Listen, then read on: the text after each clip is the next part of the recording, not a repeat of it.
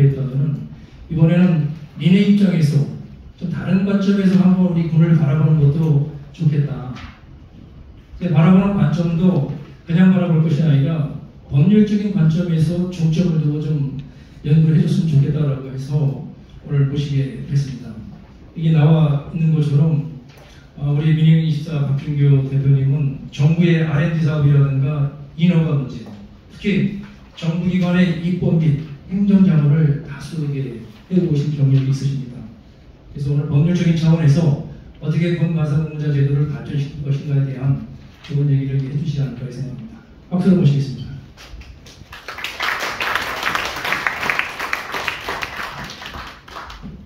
안녕하십니까. 일단 항상 모든 행사에는 계획대로 집행되면 좋은데 항상 초과하는 것 같습니다. 그래서 저는 가급적이면 빨리 진행하도록 하겠습니다. 일단은 저한테 주신 미션은 군가사 공무 실력 수집 방안을 위한 법령 개정 방안입니다. 대표님 발표 소개부터 열었는데 발표자 소개는 이미 충분히 해주셨기 때문에 다른 말씀은 안 드리고 해군 학사장교로 써놓은 거는 물론 여기 계신 분들이 어떻게 보면 타군이지만 다 인생의 선배님들이신데 그래도 저도 군장교 출신으로서 고민을 했었던 부분이다. 그 정도만 언급하고 싶었던 거고요. 국가기관 자문은 주로 입법 컨설팅 많이 하고 있습니다. 최근에도 보건복지부 소관의 아동권리 보장원 이전특례법 개정에 따라서 5년간 350억 정도 예산 편성에 대한 자문을 하고 연구보고서는 최종적으로 작성하고 있고요. 그리고 중기부하고 산자부하고 관계가 최근에 이슈가 됐던 R&D 사업에 대해서 입법 컨설팅 진행했습니다. 그리고 저희 주요 업무는 입법 행정 자문이고요. 또 법령 개정 사항이라는 거 왠지 변호사가 와야 될 것 같은데 행정사고는 보통 위아래 하셨을 텐데 저에 대한 자세한 내용은 네이버에 검색해 보시면 되고 저희가 특히 이제 입법 행정, 그러니까 입법 컨설팅이죠. 입법 컨설팅을 많이 하고 있습니다. 그런 차원에서 저희를 초청해 주신 것 같습니다. 일단은 법령의 정의와 구조에 앞서서 일단 여기 자리에 계신 분들이 사실 이제 정책부서에 계셨던 분들 그리고 정책부서에 계시다가 지금은 현행 학교나 현장에 계신 분들로 구성이 되어 있는 걸로 알고 있는데요. 일단은 입법 컨설팅의 전체적인 상황은 이렇습니다. 사실 입법 컨설팅이 정무적인 상황이거든요. 정무적인 상황에서는 사실관계가 중요한 것이 아니라 인식관계가 매우 중요합니다. 그래서 사실 이런 인식관계가 실무, 그러니까 이해관계의 집단에서만 있어야 될 것이 아니라 정책을 주도하는, 정무를 주도하는 부서에서도 분명히 같이 병행이 돼야 입법 컨설팅이 가능해진다는 거 유념해 주시면 좋을 것 같고요. 그리고 입법 컨설팅, 입법 행정을 하기 위해서는 기본적으로 갖춰야 될 게 이미 다 알고 계시겠지만 이 법안을 통과시키거나 개정을 하기 위한 노력은 세 개의 위원회를 국방위원회를 통해서 가능합니다.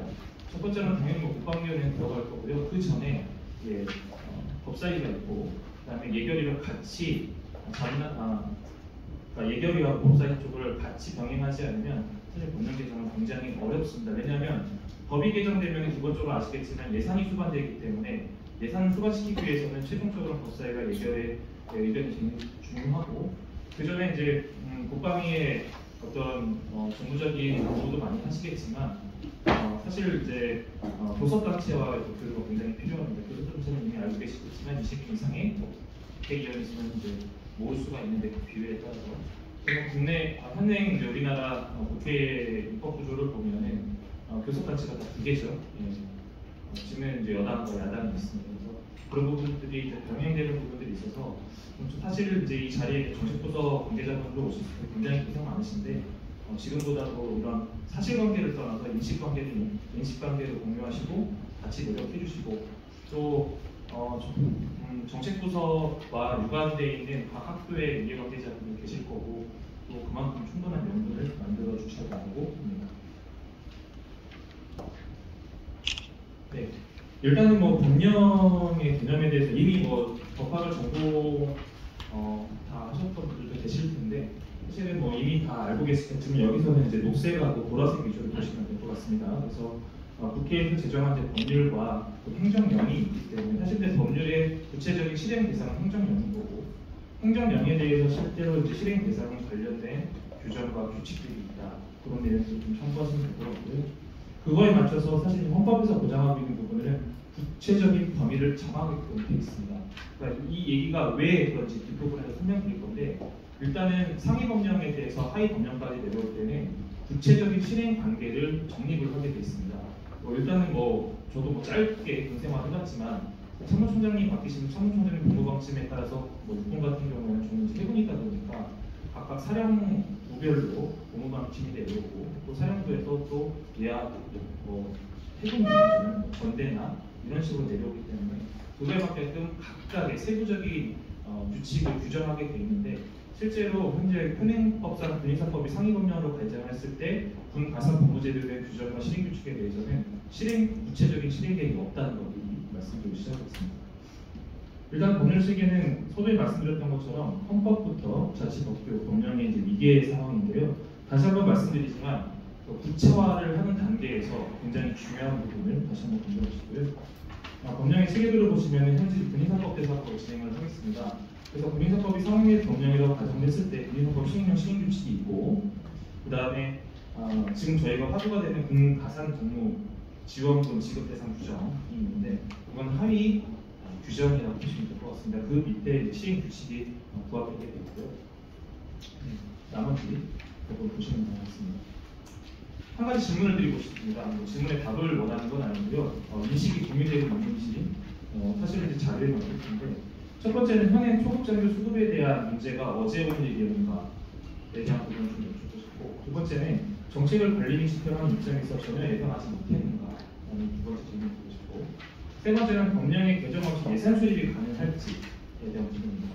네 번째는 현행 문제 해결을 위해서 국방위 관련 업무 추진 중인 것이 있는지, 아니면 제한된 부분들이 있는지, 그리고 마지막으로 위 관련된 사항에 대해서 객관적인 결과 도출을 위한 연구 용역 계획은 향후에 있는지, 아니면 정책 유지를 위한 연구 용역인지 질문하고 싶습니다. 법령 개정 제언을 보면요, 이미 최수용 박사님과 권현길 박사님께서 충분한 연구를 하셨고, 저는 사실은 이 분야에만 전문적으로 연구하지는 않고 이번에 이제 진행하면서 규정을 들여다보게 됐는데, 이미 발제 원투에서 충분한 논의를 거쳤습니다. 그런 인식이 공유가 어느 정도 됐을 거라는 강한 믿음으로 시작했습니다. 일단 개정의 중요성은 다양한 이해관계자들의 의견이 수렴되고 합의에 이르러야 됩니다. 근데 사실 현재 군 가산복무제도, 그러니까 군 가산복무제도를 떠나서 군 장교 인력의 우수 인력을 뽑겠다는 대전제가 있는데, 우수 인력에 대한 예우는 하고 있는지, 그 부분에서 법이 정비가 되어 있는지 좀 검토를 해주셨으면 좋겠습니다. 실질적으로 법을 들어가 보면 현행법에는 어떻게 되어 있는가라고 이제 들어가 봤는데요. 2024년도 2월 1일자로 개정된 군인사법에 의하면 지금 적용 범위는 보시는 바와 같고요. 그리고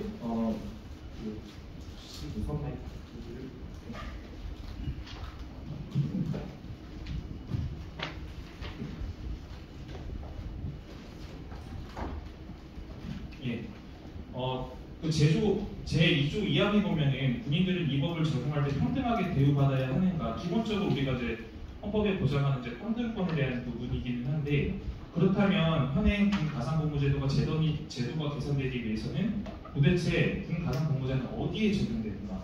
기존에 제가 보니까 이제 법의 영역을 보니까 보통 예전에 군 장학생 제도를 그대로 따다가 군 가산복무제도라는 용어적인 부분만 변경된 것이, 사실은 그런 내용들이 전혀 변경되지 않았다는 걸 확인할 수 있었고요. 두 번째로는 시행령 실현을 주체가 대상이 누구냐라는 겁니다.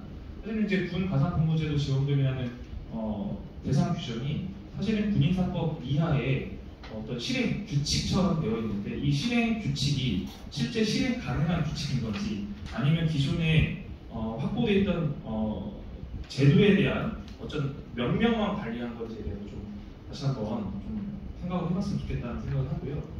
사실은 이제 여기에 들어가서 세부적으로 뜯고 들어갔을 때 제 구조에 특별 교육이라는 게 있는데, 여기에서 도대체 특별 교육이 어디까지 준하는 거냐. 그래서 저희가 사전에 굉장히 교수님들하고 논의를 많이 했었습니다. 입영훈련도 포함된다, 아니면 그 전에 2017년도 개정이 되기 전에 군장학생 제도 때 그때는 교육이 없었던 걸로 알고 있는데, 그게 방학 동안에 특별교육이 발생했던 그런 얘기도 좀 있었는데, 사실 특별교육을 받게 되면은 여기에 드는 경비는 군에서 지급하게끔 되어 있다는 이제 내용이 들어 있고, 그리고 선발된 사람에 한해서는 사관호생의 대우를 받는다라고 했을 때 여기에 절충이 되더라고요.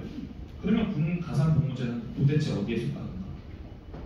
네, 이런 부분들은 좀 고민 한번 해주셨으면 좋겠습니다. 그래서 그 특별교육의 정의 근거는 이제 무엇인지 해병대학의 군 가산 복무제의 군사교육은 현 시행규칙 실현 계획이 없어 보인다라는 판단을 했던 거고요. 실현을 위한 제도 보완이 분명히 필요한 아마 여러분들도 느끼시기 바라겠습니다.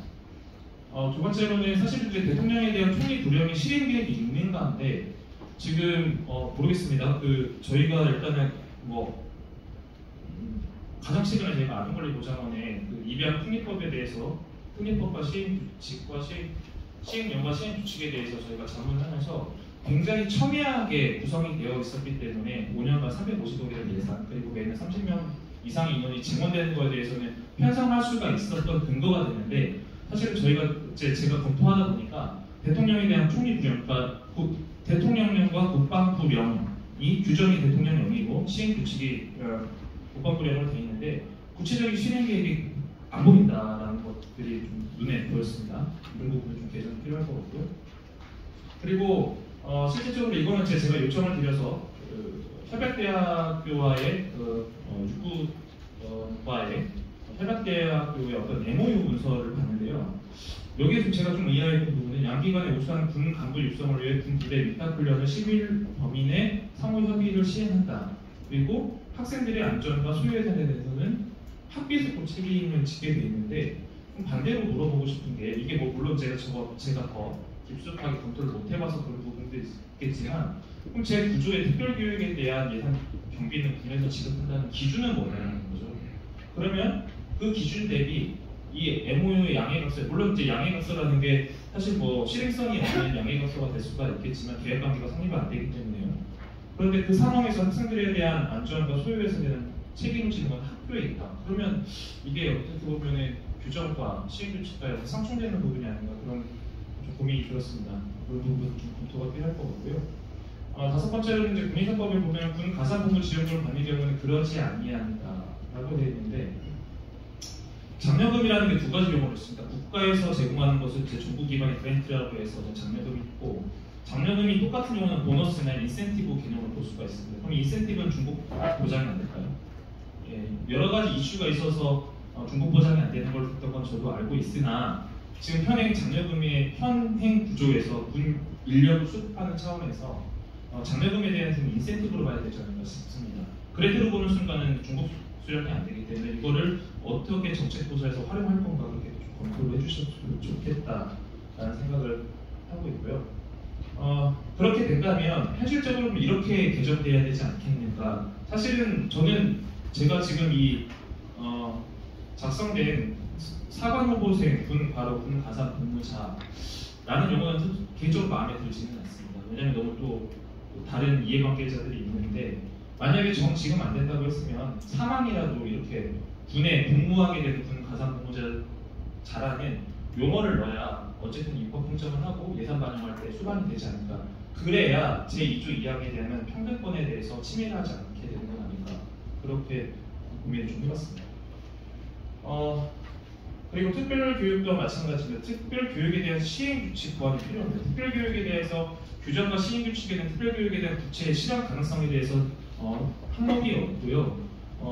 규정상 구조와 시행규칙의 구조는 내용이 다른데 시행규칙의 구조는 예전에 분장학생에 대한 어떤 모병에 대한 그런 내용이 좀 들어있었는데 그 내용이 이제 빠져 있고 실제로 이 특별교육에 대한 기준이 없다 그런 부분들이 확인을 하게 돼서 물론 좀 더 검토가 필요하겠지만요.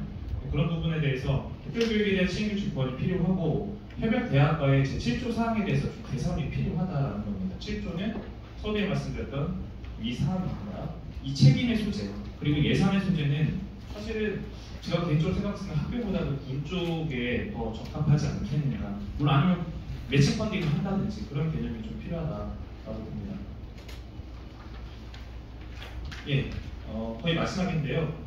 따라서 지금 장려금을 이제 그래프로 볼 거냐, 보너스 인센티브로 볼 거냐에 따라서 사실 이제 정책부서의 사실 이제 뭐 여러 가지 국세법도 좀 보긴 해야 돼요. 왜냐하면 이 장려금이라는 게 기본적으로 중복 허용은 안 되게 돼 있기 때문에 국세행정상. 하지만 어쨌든 일반법 같은 경우는 특례법 우선으로 적용하는 부분들이 있기 때문에 이게 만약에 가능하다고 하면 사실 이제 군인사법 62조 2항에 들어가 있는 다만부터 저 개정 사항까지는 삭제가 되고 기존에 발생됐던 여러 가지 문제가 있었으면 추가적인 사항으로 제도가 보완이 필요한 건데 지금 어쨌든 서두에 뭐 카이에도 충분히 자료로 보셨겠지만 군 가사복무제도가 여러모로 우수한 인력들이 사실 들어오지만 그거에 준하는 대우를 받지 않고 있다는 것은 데이터를 보셨을 겁니다. 그런 부분들을 좀 근거로 하셔서 준비를 해주시거나 좀 연구 용역을 해주셨으면 좋겠습니다. 예, 마지막입니다. 다시 한번 여쭙고 싶고요. 제가 이제 서두에 말씀드렸지만 사실 입법 행정 같은 경우에는 사실의 싸움이 아니라 인식의 싸움입니다. 사실 그런 인식을 정부적으로 접근을 하셔야 되고 다시 한번 말씀드리면 교섭단체와의 관계 그리고 예결위 법사위 다음 쪽에 업무가 좀 필요한 부분이어서 군 우수인력 양성을 위한 구체적인 대책이 있는가 아니면 또 제일 공공기관과 많이 하는 스파성 테이프를 만드는 것이 아닌가 그런 질문을 좀 드리고 싶고 두 번째로는 군 우수인력이 원하는 것이 정말 무엇인지 인식을 공유해 주셨으면 좋겠고 그 다음에 법령 개정 없이 군 우수인력 확보를 위한 구체적인 실행 계획은 구현이 불가하다. 법령 개정이 필요하다라는 말씀을 드리고 싶습니다. 마지막으로 현재 군 간부 인력난도 이게 자연현상으로 볼 게 아니라 예견된 문제일 수도 있습니다. 이미 이거는 몇 년 전부터 나왔던 걸로 알고 있고요. 이런 부분에 대한 좀 또 첨예하게 또 협의체하고 좀 국방부나 그런 차원에서 좀 협의하셔서 좀 좋은 인력을 양성해 주셨으면 좋겠습니다. 이상으로 마치겠습니다.